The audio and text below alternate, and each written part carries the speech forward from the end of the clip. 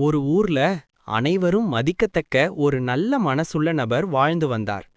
அவரோட பேரு விஜய். அவரு ஊரின் நடுவே ஒரு சிறிய ஹோட்டல் ஆரம்பித்தார். கடை நன்றாக இயங்கி வந்தது. அவரின் வளர்ச்சியை பிடிக்காத சிலர் ஒன்றிணைந்து அவரின் ஹோட்டலுக்கு எதிராக ஒரு ஹோட்டல் ஆரம்பித்தார்கள். குறைந்த விலை, அதனால எல்லா மக்களும் அந்த ஹோட்டலுக்கு சென்றனர். இவருக்கு என்ன செய்வதென்று புரியவில்லை. கடை நஷ்டத்தில் ஓடியது. கடையை மூடுவதைக் கவிர வேறு வழியே இல்லை என்ற நிலைமை வந்தது.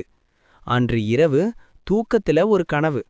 இவரின் மனசாட்சி இவரிடம் பேசியது.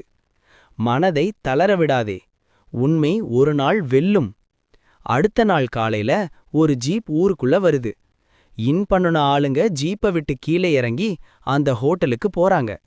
கொஞ்ச நேரம் கழிச்சு அந்த ஹோட்டலுக்கு சீல் வைக்கிறாங்க. அப்புறம் அந்த நபர்களை கைது பண்ணிட்டு போயிட்டாங்க. என்னன்னு பார்த்தா குறைந்த விலைன்னு சொல்லிட்டு குறைந்த தரத்துல உணவு தந்திருக்காங்க. நிறைய பேரு ஹாஸ்பிட்டல்ல உடம்பு முடியாம சேர்ந்திருக்காங்க. அடுத்த நாள் விஜய் அவங்கள ஜாமீன்ல எடுத்தார்.